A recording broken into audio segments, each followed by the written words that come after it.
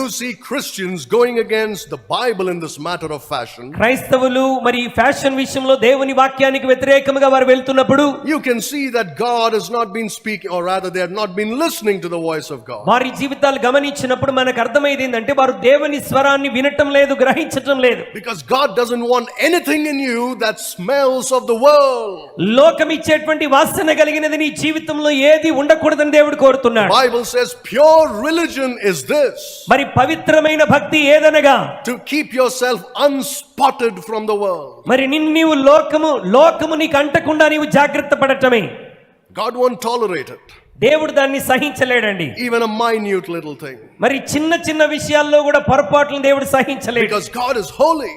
దేవుడు పరిశుద్ధుడైనటువంటి వాడు. And he has paid the ultimate price to deliver you from the world. మనల్ని లోకం నుండి విమోచించడానికి ఆయన అద్భుతమైన వెల సిలువలో చెల్లించాడు. And you think he'll say it's all right, you compromise with the world a little bit, I'll look the other way. అంత పెద్ద త్యాగం చేసినప్పటికీ మీరు ఎలా జీవించినా పర్వాలేదని నీకు సహాయం చేస్తారని దేవుడు చెప్పట్లా.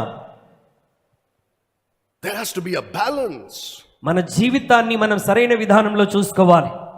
Don't go to either extremes. మరి మన జీవితంలో ఏది అతీతముగా మనం చేసే వారముగా ఉండకూడదు. Don't go into the world. లోకంలోనికి మనం వెళ్ళకూడదు. Don't go into legalism. లేకపోతే లీగలిజంలోనికి మనం వెళ్ళకూడదు. That doesn't mean I'm saying put one leg in the world and one leg in legalism. ఇలా చెప్తున్నానంటే లోకంలో ఒక కాలు లేకపోతే దైవ సంబంధమైన విషయంలో ఒక కాలు పెట్టాలని చెప్పట్లా. Walk in the narrow path. అయితే మనము ఇరుకైన మార్గములో ప్రవేశించవలసిన వారమైనాం. Defy the world. లోకాన్ని మనం విడిచిపెట్టాలి. They will laugh at you. లోకం మనల్ని చూసి ఒకసారి నవ్వుతూ ఉండవచ్చు. They will mock you. లేకపోతే నిన్ను అవహేళన చేస్తుండవచ్చు. Well, you know what Christians fear the most? దేవుని బిడ్డలు ఎక్కువ విషయంలో దేని కొరకు భయపడతారు తెలుసా? Even more than the voice of God or the anger of God. దేవుని యొక్క స్వరం వినటానికంటే దేవుని ఉగ్రత కంటే దేనికి భయపడతారు తెలుసా? If people say, oh, you're so old fashioned. నీవు పాతకాల వ్యక్తిలాగా ఉన్నావు. No. I want to be relevant. లేదండి, నేను ప్రస్తుతం లోకం ఎలా ఉంటుందో అలా ఉండడానికి ఇష్టపడుతున్నాను. God says walk in the opposite direction. దేవుడు అంటున్నాడు లోకం చెప్పేదానికి వ్యతిరేకంగా మనం వెళ్ళాలి. There is a way that seemeth right unto a man, but the ends are the ways of death. ఒకని మార్గం వాని ఎదుట సరైనదిగా కనబడను, తుదకది నాశనానికి దారి తీస్తుందని దేవుని వాక్యం జ్ఞాపకం చేస్తుంది. The way of the world leads to destruction. లోకము చూపించేటువంటి మార్గం మనల్ని నిత్య నాశనానికి నడిపిస్తుంది. The way of the cross leads home, the old hymn says. Calvary సిలువ మార్గం మనల్ని నిత్య జీవంలోనికి నడిపిస్తున్నది.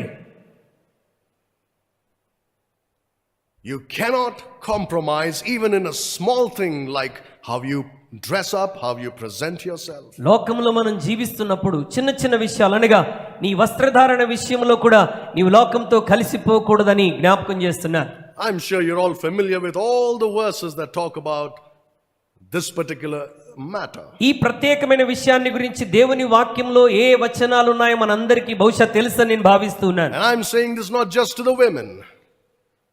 I'm not just saying this to the women. ఇది కేవలం స్త్రీలకు మాత్రమే నేను చెప్పటం లేదు. Even men. పురుషులు కూడా. What do you see nowadays? ప్రస్తుత దినాల్లో మనం ఏం చూస్తున్నామంటే you see men who are feminized in their appearance. మరి పురుషులు వారి జీవితంలో స్త్రీలలాగా అలంకరించుకోవడానికి కనబడటానికి ఎక్కువగా ఇష్టపడుతున్నారు. They like it more when they look like women. మరి స్త్రీలలాగా అలంకరించుకోవడానికి ఎక్కువ ఆసక్తి చూపించేటువంటి పురుషులు ఉన్నారు. The Bible says that you should be glorious. నీ యొక్క మహిమ దేవుని మహిమగా నీ మహిమ ఉండాలి. But you see, they look like